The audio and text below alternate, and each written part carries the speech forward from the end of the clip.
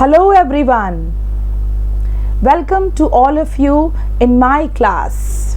I'm Almaz Beg before you, and in today's class I'm going to teach you lesson 3 of your 12th class textbook.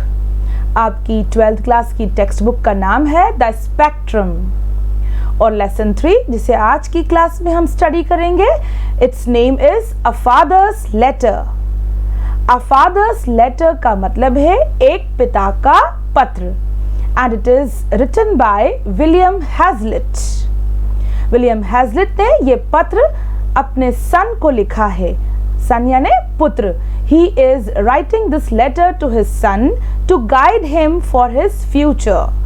आगे आने वाले समय में जो भविष्य का सामना उनका पुत्र करेंगे और कर रहे हैं उनकी उस समय की स्थितियों में, टू गाइड हिम, उनको मार्गदर्शन देने के लिए विलियम हैजलिट ने इस पत्र को लिखा है. आइए स्क्रीन पर देखते हैं. This is the name of the lesson, a father's letter, एक पिता का पत्र. It is written by William Hazlitt and in today's class I am going to explain this to you. आज की कक्षा में मैं आपको इसको डिटेल से समझाऊंगी. Because the letter is too long, letter थोड़ा लंबा है, so I am going to give you clues. मैं आपको इसके कुछ clues और important points जो हैं वो बताने के बाद इस लेसन पर बेस्ड टेक्सचुअल क्वेश्चन आंसर्स जो कि फाइनल परीक्षा में वेटेज रखते हैं उनको स्टडी कराऊंगी. आगे चलते हैं. Here are some main points given in the letter. जो पत्र में मुख्य बिंदु आपके लिए दिए गए हैं. I have sorted them. मैंने उनको छांट कर आपके लिए स्क्रीन पर प्रस्तुत किया है. Let's have a look of these main points. पहले आपको बता दूं कि विलियम हैजलिट अपने पुत्र को ऐसी गलतियां, ऐसी मिस्टेक्स जो कि उन्होंने अपने जीवन में की हैं, उनके लिए चुनौतियां उनके सामने, उनके पुत्र के सामने ऐसी चुनौतियां ना आए, इसके लिए वो उन्हें मार्गदर्शन देना चाहते हैं और ऐसा वे पत्र लिखकर कर रहे हैं. यहाँ पर फर्स्ट पॉइंट जो मैंने आपके लिए सॉर्ट किया है, William Hazlitt is an eminent prose writer of English literature. This letter is from him to his dear son.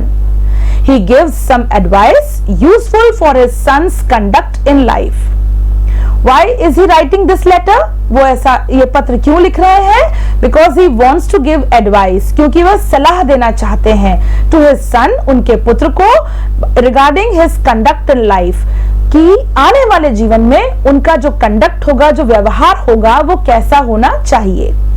Next point is the son is going to settle at school. It is his first entrance into the world. Now, in this letter, William Hazlitt has mentioned that his son has taken admission in a new school. उनके पुत्र का new school में admission हुआ है और वहां वो अब सेटल होने जा रहे हैं. It is his first entrance into the world. William Hazlitt का मानना है कि अभी तक वो एक पैम्पर्ड चाइल्ड के रूप में घर में रहा करते थे. Now he is going to settle in the school where he has to stay in a hostel. जहां उन्हें एक हॉस्टल में रहना है और ऐसा मानना है कि ये उनका विश्व में, इस दुनिया में फर्स्ट एंट्रेंस है, पहला कदम है. यानी उन्होंने घर के बाहर पहला कदम रखा है जो कि विलियम हैजलिट के अनुसार इस दुनिया में उनके पुत्र का पहला कदम है. He continues him against his own errors. He cautions him against his own errors. यहाँ पर विलियम हैजलिट अपने बेटे को कॉशंस देते हैं, यानी उनको चेतावनियां देते हैं कि उनकी जिंदगी में जो एरर्स वो करें वो ना करें.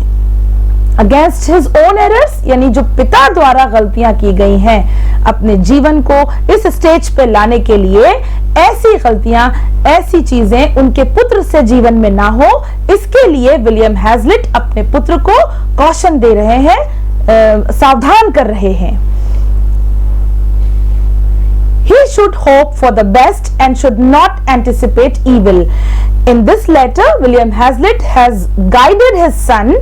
उन्होंने अपने पुत्र को मार्गदर्शन देते हुए कहा है that he should hope for the best, कि उन्हें हमेशा अच्छे के लिए होप करना चाहिए, उम्मीद करना चाहिए, and should not anticipate evil, और बुराइयों का कभी पक्ष नहीं लेना चाहिए। He cannot have exactly as he wishes। आगे वो अपने पत्र में ये भी बताते हैं कि बेटा जैसा आप एक्सपेक्ट करते हो हर चीज वैसी नहीं हो सकती, आपकी विशेस, आपकी इच्छाओं के अनुसार हर चीज आपको नहीं मिल सकती, तो you have to adjust with the situations in your life. Next point, he should never conceive a prejudice against others। आगे अपने पत्र में विलियम हैजलिट अपने सन से कहते हैं कि उन्हें कभी भी अदर्स यानी दूसरों के लिए प्रेजुडाइस नहीं रखना चाहिए, पहले से पूर्वाग्रह नहीं करना चाहिए। He should not dislike anyone at all। और ये भी कहते हैं कि उनको कभी दूसरों को नापसंद नहीं करना चाहिए, दूसरों के लिए मन में बुरी इच्छाएं नहीं रखना चाहिए। He should keep in mind that there are other people in the world besides himself। यहाँ in this 9th point जो कि इस लेसन का मेन पॉइंट है, William Hazlitt wants to say his son that he should keep in his mind that there are other people in the world besides himself। अभी तक उनका जो बेटा है वो घर में रहता है and he is the king of the house, वो घर में राजा की तरह महसूस करता है, but now in the outer world, अब बाहर की दुनिया में he cannot be treated as a king, उसको घर का व्यवहार नहीं मिल सकता। तो फादर अपने सन को गाइड करते हुए कहते हैं कि there are other people in the world, दुनिया में उसके अलावा besides him दूसरे लोग भी हैं, उनको भी उतना ही सम्मान देना है जितना हम अपने लिए एक्सपेक्ट करते हैं। Next point, he should not be a victim to his own whims and fancies, and he should not more remain a spoiled child। यहाँ पर William Hazlitt wants to convey his son कि उसे अपने ख्याली दुनिया से बाहर निकलकर आना पड़ेगा, and he should not more remain a spoiled child। जैसा कि वे घर पे लाडले बच्चे हुआ करते थे, सबका लाड़ और प्रेम उन पे न्यौछावर था, ऐसा अब आउटर वर्ल्ड में नहीं होगा, और अब उन्हें वो सारी आदतें, स्पॉइल्ड चाइल्ड मतलब बिगड़े हुए बच्चे, लाड़ वाले बच्चे जो कि उनके पुत्र थे, ऐसा अब उन्हें नहीं सोचना चाहिए, और अब आउटर वर्ल्ड में एडजस्ट होने के लिए उन्हें अपने विम्स एंड फैंसीज यानी जो उनके ख्यालों की दुनिया है उससे बाहर निकलना ही होगा। Next point is true equality is the only true morality or true wisdom। Here William Hazlitt wants to say कि हमें सबको एक जैसा तोलना होगा। True equality यानी वास्तविक समानता जो है is only true morality, वो केवल वास्तविक नैतिकता में ही है, और true wisdom या फिर सच्ची बुद्धिमत्ता में। इन सारे मेन पॉइंट्स को मैंने आपके लिए शॉर्ट में एक्सप्रेस किया है। Now I am going to show you the real text of your textbook. आपके सामने two more points are there। He is not born a king's son to destroy or dictate to millions। Very important point William Hazlitt is sharing to you all।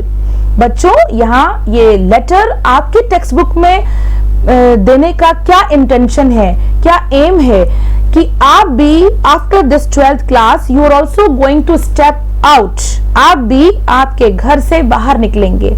Now you are in a school, but after this you will go and take admissions in colleges and universities, जहां आपको हर प्रकार के आपके classmates मिलेंगे, and you have to adjust with them. आपको उनके साथ सामंजस्य स्थापित करके न्यू वर्ल्ड के लिए प्रोसीड करना होगा, वो आपके लिए एक नई दुनिया के समान होगा। तो जो एरर्स विलियम हैजलिट अपनी लाइफ में कर चुके हैं, वो चाहते हैं कि आप क्लास 12 के बच्चे ऐसी एरर्स, ऐसी मिस्टेक्स को नहीं करें। यहाँ he is saying to his son that he is not born a king's son, कि उनका पुत्र एक राजा के पुत्र के रूप में पैदा नहीं हुआ है। To destroy or dictate to millions, millions यानी हजारों लोगों को डिक्टेट करने, उन पर शासन करने या उन्हें डिस्ट्रॉय यानी नष्ट करने के लिए किसी राजा के पुत्र ने के रूप में उसने जन्म नहीं लिया है। He should accept the competitors। तो इसीलिए वो अपने पुत्र से कह रहे हैं कि उनके पुत्र को, जो उनके साथ में पढ़ने वाले कॉम्पिटिटर्स हैं, प्रतिद्वंदी हैं, उनको एक्सेप्ट करना चाहिए, उनको स्वीकार करना चाहिए। And at last, Hazlitt hopes that his dear son will reconcile to his situations. Last में लियम हैजलिट एक्सपेक्ट करते हैं कि reconcile का मतलब है संधि करना, समझौता करना, कि उनके पुत्र जो है वो रियल जो सिचुएशंस अब लाइफ में उनके सामने आने वाली हैं उनसे संधि कर लें, उनसे रिकंसील कर लें, उनसे समझौता कर लें। तो these were the main points of the letter। ये जो मैंने आपको पॉइंट्स बताए, ये लेटर के अंदर दिए गई गाइडलाइन है, मार्गदर्शन है, जो कि राइटर आप सभी कक्षा 12 के बच्चों को अपने पुत्र के माध्यम से देना चाहते हैं। If you want to gain success in your future, you have to keep all these points in your mind. आप सभी बच्चों को इन सारे पॉइंट्स को अच्छी तरह स्टडी करके अपने आगे की सक्सेस और सफलता के लिए इन पे पालन करना है, इनको ध्यान में रखना है। आइए अब हम ओरिजिनल टेक्स्ट देखते हैं। This is the picture of your text book. Here in the blue box it is written, at what stage does a child need the parents' advice the most? कौन सा लाइफ का stage है जिस समय एक बच्चे को अपने माता पिता के एडवाइस की, सलाह की जरूरत सबसे ज्यादा होती है? तो बच्चों, that is the time of the adolescence। जब आप युवा अवस्था में स्टेप इन करते हैं, कदम रखते हैं, that time you need your parents advice the most। उसी समय आपको अपने पेरेंट्स, अपने माता पिता की सलाह की सबसे ज्यादा आवश्यकता होती है। आगे देखते हैं।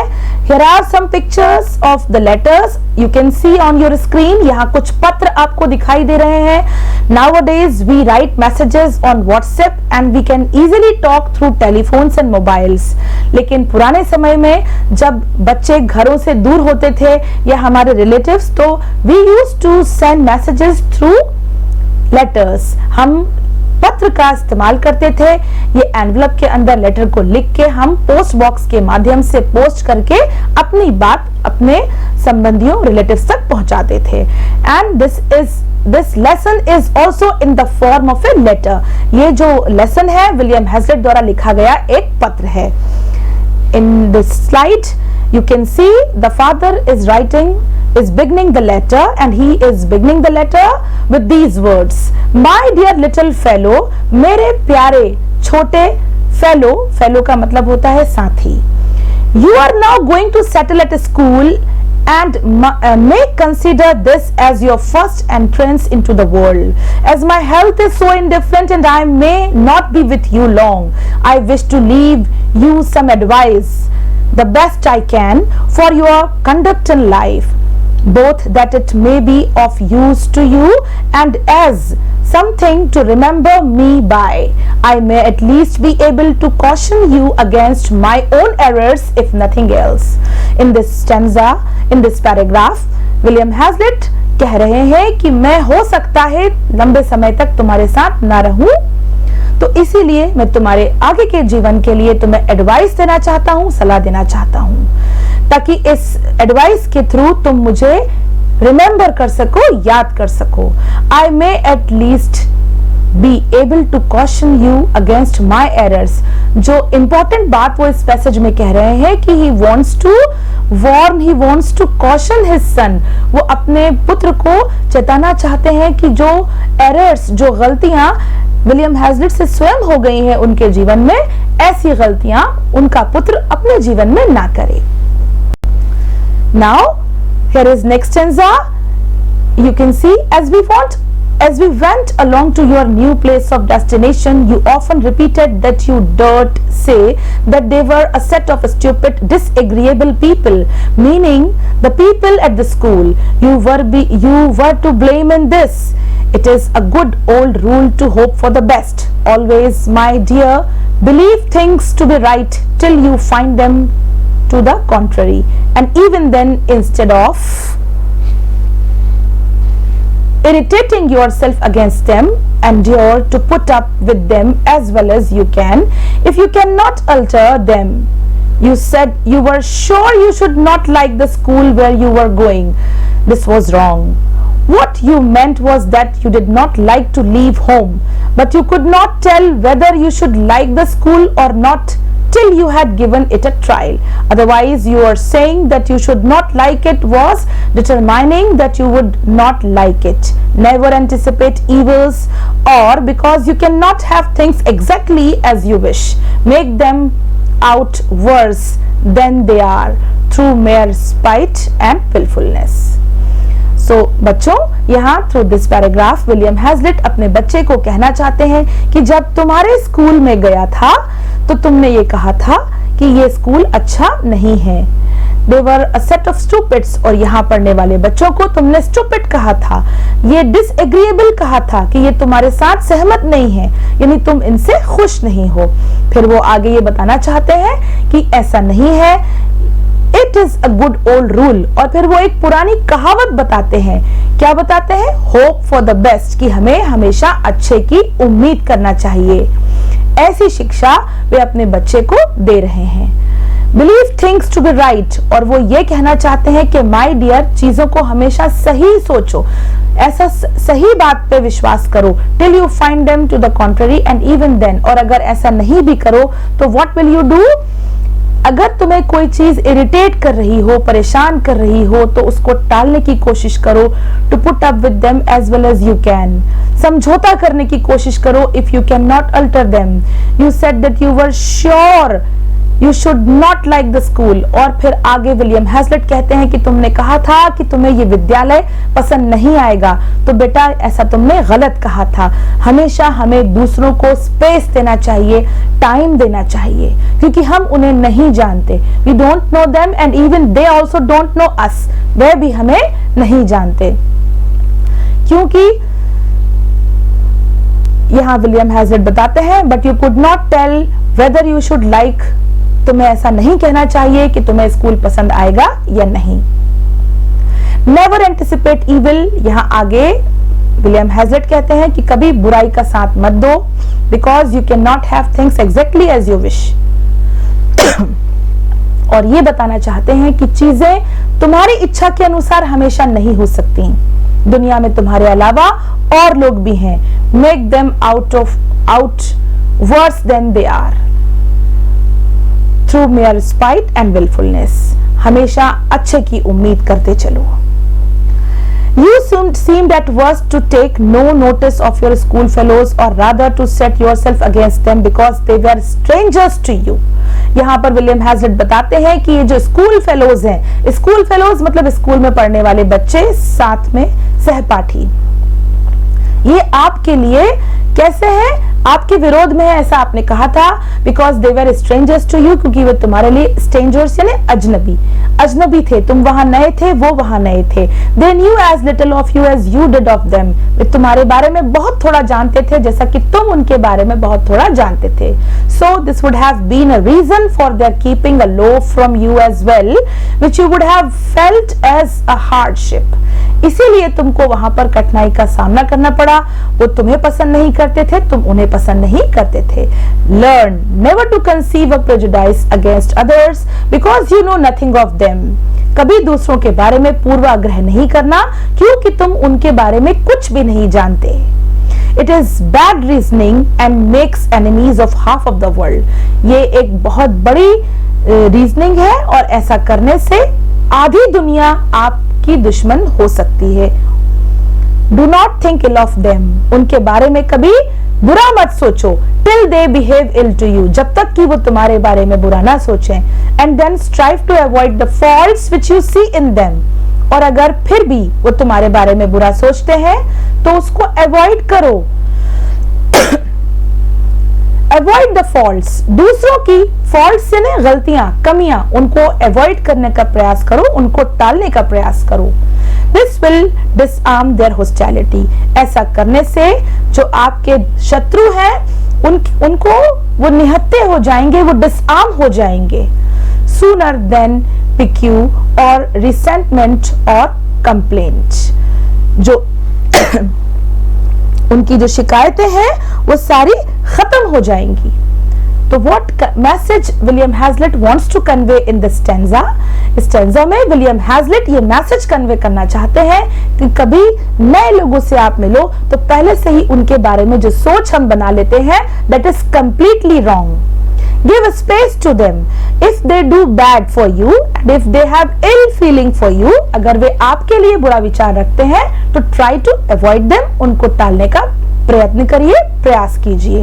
यदि आप ऐसा करते हैं तो आप उनको जीत लेंगे and you will be easily able to disarm your enemies. आप आसानी से अपने शत्रुओं को निहत्था कर देंगे, उनको आपके ऊपर आक्रमण करने से आप रोक सकते हैं. Now you can see this is the picture of a government school where William Hazlitt's son has been admitted, और ये बच्चे उनका मजाक उड़ाते हुए दिख रहे हैं, बुलिंग करते हुए नजर आ रहे हैं, because he is a new boy and these children do not know about him and he also does not know about them. वे भी इनको नहीं जानते और ये भी इनको नहीं जानते. Here William Hazlitt wants to say, I would wish you to keep up appearances yourself as a defense against the ideals needs of the world, but I would not have you value yourself upon them. I hope you will neither be the dupe nor victim of vulgar prejudices. Instead of saying above, never despise anyone for anything that he cannot help, I might have said never despise anyone at all, for contempt implies a triumph over and pleasure in the ill of another. It means that you are glad and congratulate yourself on their failings or misfortunes. The sense of inferiority in others without this indirect appeal to our self-love is a painful feeling and not an exulting one. In this paragraph William Hazlitt ये कहना चाहते हैं कि हमें कभी किसी का मजाक नहीं उड़ाना चाहिए, स्पेशली उस चीज के लिए जो उसके पास नहीं है. Never despise anyone for anything that he can not help, ऐसी चीज जिसमें वो असमर्थ है और उसके लिए हम यदि उसका मजाक उड़ाएं, दैट इज कंप्लीटली रॉन्ग. इसका ये मतलब माना जाता है कि तुम प्राउडी हो, तुम घमंडी हो और तुम कॉन्ग्रेचुलेट कर रहे हो उसकी असफलताओं पर, उसकी फेलिंग्स पे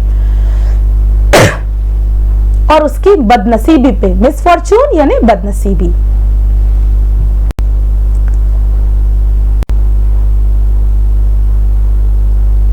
Now here is the last stanza before you. Remember always that you are but one amongst others and you can hardly mistake your place in society. In your father's house you might do as you pleased. In the world you will find competitors at every turn. You are not born a king's son to destroy or dictate to millions. You can only expect to share their fate or settle your differences amicably with them. You already find it so at school, and I wish you to be reconciled to your situations as soon as and with as little pain as you can. Your affectionate father. In this last stanza, William Hazlitt अपने बच्चे से कहते हैं कि याद रखो, हमेशा याद रखो, that you are but one among others and you can hardly mistake your place in society. In your father's house, यहाँ विलियम हैजलिट कहते हैं कि तुम अपने पिता के घर में बिल्कुल जैसा तुम चाहते थे वैसा ही होता था, लेकिन दुनिया में you will find competitors. In the world तुम्हें आने विश्व में अपने साथ प्रतिद्वंदियों का सामना करना पड़ेगा और जिसका कि तुम्हें हैबिचुअल हो जाना चाहिए, आदी हो जाना चाहिए.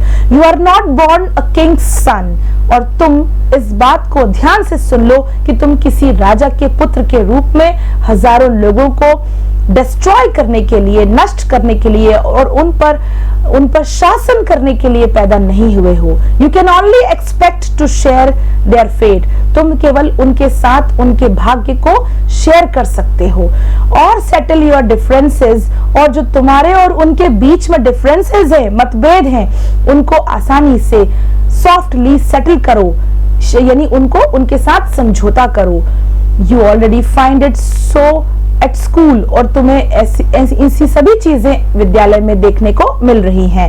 And I wish you to be reconciled to your situations, और मैं आशा करता हूं कि तुम अपनी इन सभी सिचुएशंस को आसानी से समझौता करके सेटल कर लोगे as soon and with as little pain, जल्दी और कम दर्द के साथ एज यू कैन, जैसा कि तुम कर सकते हो। योर अफेक्शनेट फादर, तुम्हारा प्रिय पिता। Written by William Hazlitt. Now we will see few questions which are based on this. What does the author choose this occasion to advise his son? Why does the author choose? लेखक ये समय क्यों चयन करते हैं advice देने के लिए? The author chooses this occasion because his son is going to settle at school. This may be his first entrance into the world. Next question is, what happens if we prejudge people and future events? If we prejudge people and future events, it is a bad reasoning and makes enemies of half of the world. We should not think ill of them till they behave ill of us. Next question is, what reasons does the father give his son for the hostile behavior of his schoolmates? The father tells his son that the schoolmates are hostile because they are strangers to him. They knew as little of him as he did of them. Till now, the son was the leader among the boys. Now the other boys are his equals. अभी तक जिन स्कूलों में बेटे ने पढ़ा है वहां वो लीडर हुआ करते थे, लेकिन अब इस स्कूल में बॉयज आर हिज इक्वल्स। जो बच्चे हैं वो सब उसी के स्तर के हैं, उसी के बराबर हैं। Now what is the best way to disarm hostility? Do not think ill of others. Try to avoid the faults which you see in them. Never conceive a prejudice against others. This is the best way to disarm hostility. Next question is, what should we never despise anyone for? We should never despise anyone for anything that he cannot help, least of all for his poverty. In fact, we should never despise anyone at all. If we have contempt for others, it means that we are glad on the failings and misfortunes of others. What is the difference between a playmates and schoolmates? Playmates are friends who play with us. Schoolmates are friends who are with us in school. तो बच्चों, इस letter में आपको आपके future को किस तरह face करना है और कौन कौन से एरर्स जो है जो विलियम हैजलिट के द्वारा हुए हैं और आपको नहीं करना है, इसके गाइडेंस, इसके एडवाइस दिए गए हैं। और उसके बाद I have taught you few questions which are based on the letter and which are very important for your final exam. आपको इन प्रश्नों के उत्तर को आपकी नोटबुक में लिखकर आपके स्कूल ग्रुप्स में टीचर्स से चेक करवाना है। आज की क्लास में इतना ही। अगली क्लास में फिर मुलाकात होगी। जब तक के लिए गुड बाय।